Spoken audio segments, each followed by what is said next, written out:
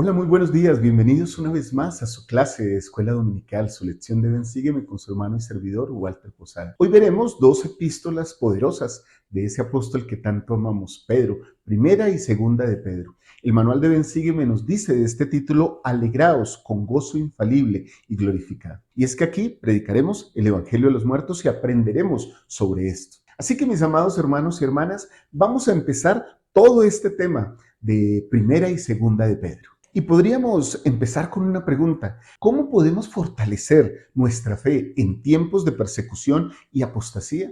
¿Y cómo es esto de que se predica el Evangelio a los muertos? Bueno, primero entendamos algo de estas dos maravillosas epístolas de este hombre Pedro. Hablemos un momento de él, el que en otros tiempos fue el pescador, el hombre impetuoso y de carácter burdo, y al mismo tiempo una de las personas más humildes de corazón y dispuestas a dar la vida por su maestro, que encontramos en las Sagradas Escrituras. Por eso lo amo tanto. Ese proceso de Pedro nos enseña mucho cómo nosotros también podemos cambiar. Ahora, en esta hermosa faceta de presidente de la iglesia, de profeta del Señor y de líder general de los santos cristianos, en medio de una de las épocas más tormentosas para ser parte del Evangelio, que cambiaba y transformaba a aquellos que lo practicaban. Estas cartas son escritas por Pedro de una manera que busca fortalecer a los santos y advertirles a ellos y a nosotros sobre los peligros doctrinales que siempre estaremos enfrentando. En la primera epístola, Pedro aborda la persecución que estaban enfrentando todos los cristianos, mientras que en la segunda epístola toca un tema de la apostasía interna que amenazaba el futuro de la iglesia, y también nos habla acerca de la predicación de los muertos. Pedro, literalmente, mis amados hermanos, responde a estas problemáticas en términos teológicos, recordándonos a todos la importancia de la fe en Jesucristo y su expiación, y la necesidad de arrepentimiento y de conversión. La importancia también de la obediencia a los mandamientos de Dios y la necesidad de ser santos y vivir una vida recta. La importancia de la oración y el estudio de las Escrituras, la necesidad de amar y de servir a los demás, y también la importancia de perseverar hasta el fin, de caminar siempre en esa senda de los convenios que nos lleva a Jesucristo. Para esto nos enseña acerca de la paciencia que debemos tener en las pruebas y en las tribulaciones. En cuanto al contexto histórico, nosotros podríamos decir que se desconoce la fecha y el destinatario de esta segunda epístola de Pedro, lo que ha sido motivo de debate sobre su autoría, su paternidad. Además, ha habido similitud entre la segunda epístola de Pedro y la epístola de Judas, lo que ha llevado a algunos a cuestionar su autenticidad. Sin embargo, Pedro describe de una manera muy franca la llegada de los falsos maestros, su destino, agenda, arrogancia y apostasía. La carta concluye con la reafirmación de la esperanza espiritual anunciada por los profetas y garantizada por las promesas celestiales. Las epístolas 1 y 2 de Pedro del Nuevo Testamento nos brindan respuestas, mis amados hermanos, teológicas y de hecho muy prácticas que podemos colocar directamente hoy mismo en nuestra vida para enfrentar los desafíos que estemos pasando, pero sobre todo esos desafíos que enuncié. Les invito a que me acompañen en esta clase para que descubramos esos principios eternos que nos van a fortalecer en nuestra fe y nos van a ayudar a transformarnos, a ser nuevas criaturas, a ser al menos un poquito más como Cristo.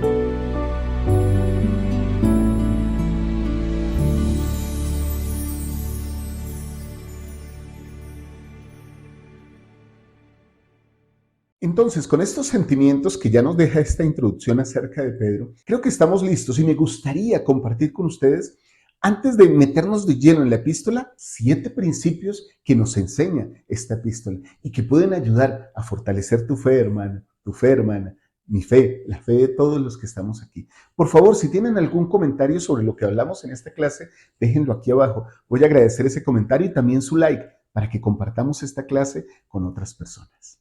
Y ese primer principio de lo que nos habla Pedro en estas epístolas es justamente la importancia de la fe en Jesucristo y en su expiación. La fe en Jesucristo es el fundamento, mis amados hermanos, de toda verdad correcta y de todo progreso en la vida y en la eternidad.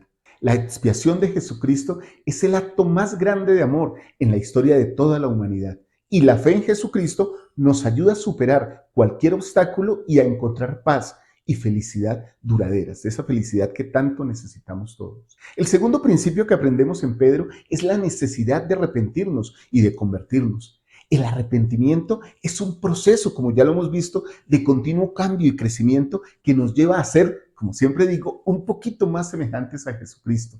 La conversión es un proceso que dura toda la vida y que nos lleva a acercarnos más a Dios. El arrepentimiento y la conversión son esenciales para nuestra salvación y nuestra exaltación. Ahora, tercer principio, la importancia de la obediencia a los mandamientos de Dios. Este es bien interesante. La obediencia a los mandamientos de Dios es una expresión de nuestra fe como santos de los últimos días en nuestro Salvador Jesucristo y en ese maravilloso plan que Él tiene para cada uno de nosotros. La obediencia nos ayuda a recibir bendiciones y a crecer espiritualmente. La obediencia también nos ayuda a que Dios nos dé la felicidad que necesitamos y a obtener éxito en esta vida. Lo que dicen las Escrituras, prosperaréis en la tierra. El cuarto principio que aprendemos en estas epístolas es la necesidad de ser santos y de vivir una vida recta. Pero entonces llegamos a una pregunta que, bueno, ¿y qué significa ser santo? Ser santo es ser puro y estar separado del pecado. Vivir una vida recta significa seguir el ejemplo de Jesucristo y hacer lo que es correcto. Ser santo y vivir una vida recta nos ayuda a encontrar paz y felicidad duraderas. Recuerden, ser santo no significa ser perfecto, sino estar en procura de esa perfección. El quinto principio que quiero compartir con ustedes y que vamos a aprender durante esta clase es la importancia de la oración y del estudio de las Escrituras. La oración y el estudio de las Escrituras son las herramientas que tal vez más nos acercan a fortalecer nuestra fe y nuestra relación con Dios. Lo conocemos por medio de ello. La oración y el estudio de las Escrituras nos ayudan a recibir revelación personal y a tomar decisiones sabias. La oración y el estudio de las Escrituras son esenciales para nuestro crecimiento espiritual y para nuestra salvación. Me encanta que podamos leer las Escrituras a diario, saber que las leemos, que conocemos más al Señor, orar de rodillas en cualquier lugar pidiéndole a Él que nos socorra, es una delicia. El sexto principio que aprendemos en esta clase o que aprenderemos en las epístolas de Pedro es la necesidad de amar y servir a los demás. Amar y servir a las personas es una expresión de nuestra fe en Jesucristo y nos ayuda a ser más como Él. Amar y servir a nuestros hermanos de la iglesia y a la comunidad y a nuestra familia nos ayuda, mis amados hermanos, a encontrar significado y propósito en esta vida. Ese servicio y ese amor son la clave de nuestra felicidad y el éxito que tanto buscamos. Una persona que ama y sirve definitivamente es más feliz. Y el séptimo principio que aprendemos en todas estas epístolas es acerca de la perseverancia y la paciencia en las pruebas y en las tribulaciones. Todas estas cosas son parte natural de la vida, pero nosotros podemos encontrar consuelo y fortaleza en nuestra fe en Jesucristo, que fue el primer principio que tocamos al empezar este conteo. La perseverancia y la paciencia nos ayudan a superar las pruebas y las tribulaciones y también nos ayudan a crecer espiritualmente y también temporalmente. Estas son oportunidades para fortalecer nuestra fe y nuestra relación con Dios. Entonces, de entrada, hablemos de una vez de esto, si les parece. ¿Cómo puedo hallar gozo aún en medio de las pruebas y las dificultades? Este parece un tema repetitivo en todo el Nuevo Testamento. De hecho, es bastante recurrente, pero la respuesta a cada vez que nos hemos hecho esa pregunta mientras hemos estudiado el Nuevo Testamento es un rotundo sí. Se repite y se refuerza permanentemente porque debe quedar en nuestra mente y también debe quedar sellado en nuestro corazón. El periodo tras la crucifixión de Cristo no fue una época en la que, de hecho, fuera sencillo ser cristiano. Y la primera epístola de Pedro nos lo reconoce, nos lo confirma. En esos primeros 4 capítulos de la epístola primera de Pedro, encontramos palabras que describen y frases que describen las dificultades, frases como afligidos, tentaciones, molestias, fuego de pruebas y aflicciones. Pedro lo expresa, mis amados hermanos, de manera hermosa, indicándonos el fin y propósito de todo lo que nosotros creemos y en todo lo que tenemos fe en Cristo. En esta epístola, en la primera, en el capítulo 1, los versículos 6 al 9, nos dicen lo siguiente: que sois guardados por el poder de Dios mediante la fe para alcanzar la salvación que está preparada para ser manifestada en el tiempo postrero, en lo cual vosotros os alegráis, aunque si es necesario, por un poco de tiempo tengáis que ser afligidos con diversas tentaciones, para que la prueba de vuestra fe, mucho más preciosa que el oro, el cual perece, aunque sea probado con fuego, sea hallada digna de alabanza, gloria y honra cuando Jesucristo sea manifestado, obteniendo el fin de vuestra fe, que es la salvación de vuestras almas. Y también en Primera de Pedro, en el capítulo 2, en el versículo 20, nos dice algo maravilloso, algo hermoso, porque ¿qué mérito tiene si al pecar vosotros sois abofeteados y lo soportáis con paciencia? Pero si al hacer el bien sois afligidos y lo soportáis con paciencia, esto ciertamente es agradable delante de Dios. Este razonamiento que vemos aquí de Pedro, yo lo llamo un razonamiento divino, claro, sencillo, simple. La prueba trae la bendición. Sin prueba no hay bendición. Es así de sencillo, porque no faltaba menos que un Dios que pide obediencia no la reciba y aún así bendiga al desobediente y al incrédulo. De hecho, mis amados hermanos, Pedro resalta este asunto de la bendición, el esfuerzo y la obediencia en el siguiente versículo, en la epístola 1 de Pedro, en el capítulo 3, en el versículo 17. Miren esto que nos dice sobre la cuestión de la obediencia, porque mejor es que padezcáis haciendo el bien si la voluntad de Dios así lo requiere que haciendo el mal. Quiero que escuchemos estas hermosas palabras del presidente Nelson expresadas en un discurso que yo llamo atemporal y maravilloso, llamado El gozo y la supervivencia espiritual. La vida está llena de desvíos y callejones sin salidas, pruebas y dificultades. Probablemente cada uno de nosotros ha tenido momentos en los que la aflicción, la angustia y el desaliento casi nos han consumido. Y aún así estamos aquí para tener gozo. Sí, la respuesta es un sí rotundo. Pero ¿cómo es posible eso? ¿Y qué debemos hacer para reclamar el gozo que nuestro Padre Celestial tiene reservado para nosotros? Eso es, los santos pueden ser felices en cualquier circunstancia. Podemos sentir gozo aun cuando tengamos un mal día, una mala semana o hasta un mal año. Entonces, ¿cómo podemos reclamar ese gozo? Podemos empezar por poner nuestra vista en Jesús, el autor y consumador de la fe en todo pensamiento. Podemos dar gracias por Él en nuestras oraciones y al observar los convenios que hemos hecho con Él y con nuestro Padre Celestial. A medida que le supliquemos que nos dé más gozo, el Salvador llegará a ser más real para nosotros. Qué hermosas palabras, qué poder de estas palabras proféticas de nuestro profeta Russell M. Nelson. Yo testifico que así es, mis amados hermanos. He pasado por muchas aflicciones en la vida. Seguramente ni siquiera en una pequeña medida en lo que ustedes hayan pasado. Pero lo que sé es que cada uno de nosotros tiene aflicciones de acuerdo a la voluntad de Dios para su propio desarrollo y su propio progreso.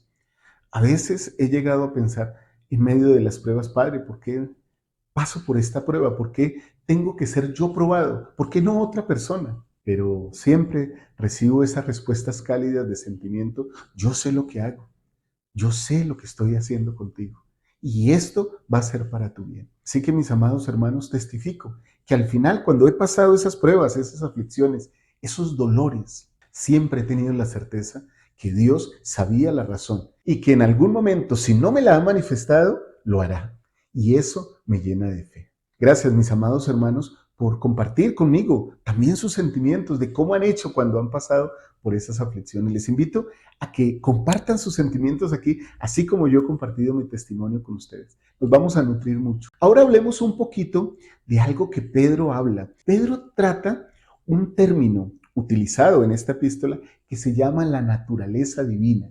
Hablemos un poquito de eso. ¿Qué significa ese término, la naturaleza divina? Muy bien, mientras que ustedes van colocando mensajes aquí de qué es la naturaleza divina, yo les quiero contar esto. Muy bien, mientras ustedes van colocando los mensajes aquí, sus comentarios aquí abajo de esta clase, quiero contarles que el término naturaleza divina, usado por el apóstol Pedro en el Nuevo Testamento, es un concepto muy importante para la teología de la Iglesia de Jesucristo de los Santos de los Últimos Días. Según las enseñanzas de Pedro, somos partícipes de la naturaleza divina.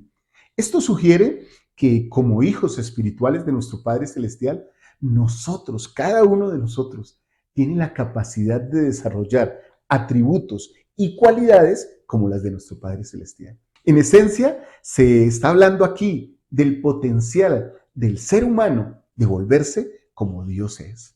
En relación a la naturaleza divina, se enseña que cada persona es literalmente una hija o hijo de Dios y puede crecer para parecerse y actuar como Él. Por supuesto, esto no significa que todo sucede de la noche a la mañana. De hecho, en lo personal, en más de 30 años, casi 35 años, todavía no ha sucedido como yo quisiera que sucediera. Pero saben, hermanos, el crecimiento y el cambio llevan un tiempo y traen un gozo, pero también requieren un esfuerzo. En última instancia, ese cambio y ese progreso es un proceso de toda la vida y me atrevo a decir de más allá. Por eso se nos anima a esforzarnos constantemente por mejorar y acercarnos más y más a nuestro Padre Celestial cada día. Más, más, más. Trato, trato, trato. Me encantan esas palabras. El elder Bruce R. McConkie dice del capítulo 1 de la segunda epístola de Pedro lo siguiente: en ninguna otra parte de los escritos antiguos encontramos la puerta tan francamente abierta al conocimiento del curso que los hombres deben seguir a fin de asegurar su llamamiento y elección. Es claro en lo que enseña Pedro que saber acerca de Dios y conocer a Dios no es la misma cosa y que el verdadero conocimiento de Dios requiere que lleguemos a ser como Él. De este modo, los santos son desafiados a llegar a ser participantes de la naturaleza divina. Pedro aquí resalta virtudes de Cristo que cada uno puede alcanzar por medio de su gracia y el esfuerzo propio. Leamos un poco estas virtudes. En la segunda epístola de Pedro, en el capítulo 1, los versículos 3 al 9 nos dicen lo siguiente: como todas las cosas que pertenecen a la vida y a la piedad nos han sido dadas por su divino poder, por el conocimiento de aquel que nos ha llamado por medio de su gloria y virtud, por conducto de las cuales nos ha dado preciosas y grandísimas promesas, para que por ellas lleguéis a ser participantes de la naturaleza divina, habiendo huido de la corrupción que hay en el mundo por la concupiscencia. Sobre este versículo en particular, el presidente David O. McKay comentó lo siguiente sobre este versículo 4. Él dijo que significa elevarse por encima de lo temporal, de lo sensual y participar de lo divino, del Espíritu de Dios. Qué hermosas palabras de un profeta del Señor. Elevarse por encima de todo lo que es el mundo. Ahora continuemos con el versículo 5. Vosotros también, por esto mismo, poned toda diligencia en añadir a vuestra fe virtud, y a la virtud conocimiento, y al conocimiento templanza, y a la templanza paciencia, y a la paciencia piedad, y a la piedad afecto fraternal, y al afecto fraternal amor. Porque si en vosotros están estas cosas y abundan, no os dejarán estar ociosos ni sin fruto en cuanto al conocimiento de nuestro Señor Jesucristo. Pero el que no tiene estas cosas tiene la vista muy corta, está ciego, habiendo olvidado la purificación de sus antiguos pecados. Sobre todas estas palabras que son fabulosas, el profeta José Smith dijo lo siguiente, mis amados hermanos, dividiendo en tres partes o llaves esto. Él dice: Hay tres grandes secretos que se encierran en este capítulo, los cuales ningún hombre puede descubrir sino por la luz de la revelación, y son la llave de todo el capítulo. Hablemos de esas llaves. Una llave, o primera llave, el conocimiento de Cristo, que trae salvación, se obtiene poco a poco. No es prudente que de una vez se nos imparta todo el conocimiento, sino más bien debemos recopilarlo poco a poco y entonces lo comprenderemos. El principio del conocimiento es el principio de la salvación. Los fieles y diligentes que pueden entender este principio y todo aquel que no logra conocimiento suficiente para salvarse será condenado. El principio de la salvación nos es dado mediante el conocimiento de Jesucristo. O sea, nadie puede salvarse en la ignorancia. Es lo que dice la revelación moderna. Segunda llave, cuando uno adquiere conocimiento de los atributos divinos de Cristo y los incorpora a su propia vida, asegura su llamamiento y elección. Tercera llave, la promesa del Señor de que el hombre será exaltado y llegará a conocer plenamente a Dios, que se encuentra en Juan 17:3, viene como resultado de asegurarse el llamamiento y elección de uno. Y sería bueno remarcar nuevamente las palabras de nuestro profeta José Smith. Aunque retumbaran los truenos y deslumbraran los relámpagos y rugieran los terremotos y los rodearan las guerras, aún así, esta esperanza y conocimiento sostendrían sus almas en toda ocasión de pruebas, angustias y tribulación. De manera que el conocimiento mediante nuestro Señor y Salvador Jesucristo es la llave maestra que abre la gloria y los misterios del reino de los cielos. Qué hermosas palabras. De hecho, creo que a esto se refería el profeta José Smith. ¿Recuerdan esa parte de la historia de la iglesia? Cuando el profeta dice que podrían acosarlo, podrían perseguirlo, podrían vilipendiarlo, calumniarlo, pero él no podía negar lo que había visto. Él había visto exactamente a dos seres arriba de él, cuyo fulgor y gloria no admiten descripción. ¿Recuerdan? Al Padre y al Hijo. Muchos quisieron hacer que el profeta negara estas cosas, que negara su propio testimonio, pero el conocimiento de eso era tan grande en su mente y en su corazón que podrían combinarse todas las cosas del mundo y él no dejaría su testimonio. ¿Podríamos decir nosotros eso también de nuestro propio testimonio, de nuestro corazón? Nunca dejaré este evangelio. Conozco tanto a Dios, he caminado tanto con Él, he ido de aquí y allá, he vivido esta vida, tengo una familia, he sostenido unos hijos, ¿por qué no? He ayudado a criar unos nietos, he procurado servirle toda esta vida al Señor. Nada me apartará de Él. Lejos estoy personalmente de tener todos esos atributos, pero siento que si me esfuerzo y con el esfuerzo de cada uno de ustedes seremos aceptados por Dios y poco a poco iremos tejiendo en ese tapiz de la vida que refleja un poquito más nuestra cercanía a Cristo. Miren estas palabras que dio un apóstol del Señor, el elder Robert D. Hales, sobre esto, que es una reflexión consoladora sobre cómo podemos desarrollar esos atributos de Cristo. Él nos dice lo siguiente: los atributos del Salvador son características entrelazadas, bonito, entrelazadas, que se complementan las unas y las otras y que se desarrollan en nosotros en formas interrelacionadas. En otras palabras, no podemos adquirir una característica semejante a las de Cristo sin también obtener o influenciar otras. A medida que una característica se fortalece, también se fortalecen muchas otras. Qué bendecidos somos por estas cosas y por tantas bendiciones que tenemos para obtenerlas, tantas oportunidades que tenemos para obtenerlas. De hecho, yo me atrevería a decir también, tú hermano, tú hermana, no somos todos iguales. Cada quien desarrolla estas virtudes y estas características divinas en procesos diferentes. Por eso no podemos entrar en comparaciones o en críticas, en mirarnos con respecto los unos a los otros y decir, tú no estás creciendo, yo estoy más elevado o me siento más abajo, me siento... No, nuestro modelo es Jesucristo. Y con Él siempre estaremos, hermanos, mirando hacia el cielo. Él está tan alto que siempre estaremos mirándolo hacia allá. Lo que Él quiere es que algún día lleguemos a ser como Él. Y eso lo podemos lograr, no comparándonos los unos a los otros. Cada quien desarrolla estas virtudes, esta naturaleza divina, estas poderosas convicciones en su vida que lo transformarán de manera que el Señor le dirá: estoy gozoso contigo, buen siervo y fiel. Muy bien, y si tomamos todas estas cosas, decimos, bueno, pero ¿qué pasará con las personas que ya murieron sin conocer esto? Entonces, ¿cómo harán ellos para obtener estas cosas en su vida?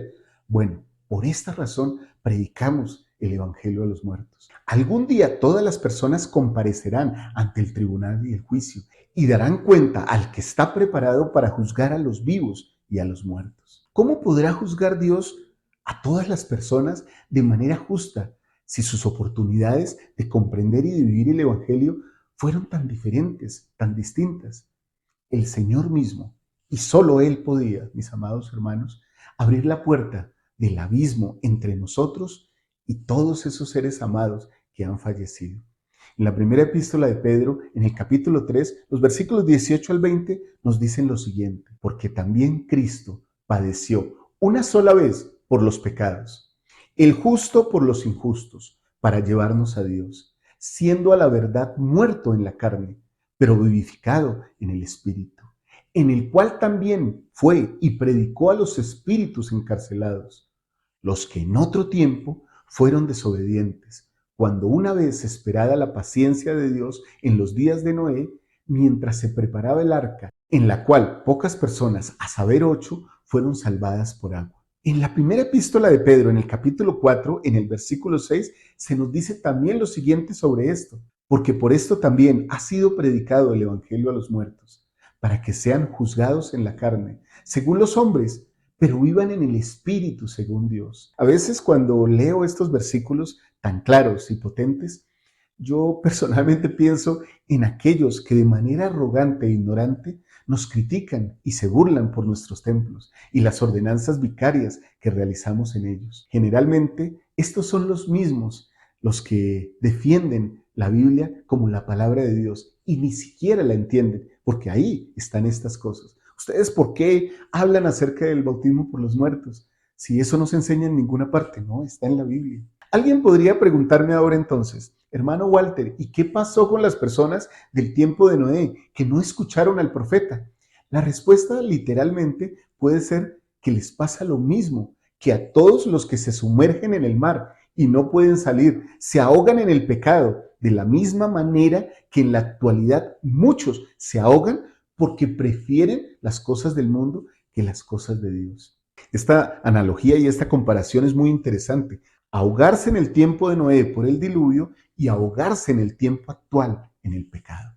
Pero aún así, todas estas cosas de nuestra naturaleza caída, que es contraria a la naturaleza divina, todos tenemos esperanza de un reino de gloria, donde podemos tener misericordia por medio del Evangelio de Cristo y de sus santas ordenanzas. Aún así, hermanos y hermanas, nosotros no somos llamados a juzgar a los que ya murieron, sino a ser extensivos los lazos y los brazos de misericordia de nuestro Salvador Jesucristo y servir para traerlos aún desde el otro lado del velo al recogimiento de Israel que nos ha mandado nuestro profeta. No somos quien para decir: mi abuelo fue muy malo, yo no voy a hacer las ordenanzas por él. Eso no es mi función. Mi función es ser obrero, es servir. Porque, mis amados hermanos y hermanas, el día del juicio y el reparto de la gloria del Señor están cerca. El profeta José Smith dijo sobre estas gloriosas posibilidades para todos, los vivos y los muertos, pero refiriéndose más para los muertos, dijo lo siguiente: todos los que han muerto sin el conocimiento de este evangelio, que lo habrían recibido si se les hubiera permitido quedar, serán herederos del reino celestial de Dios.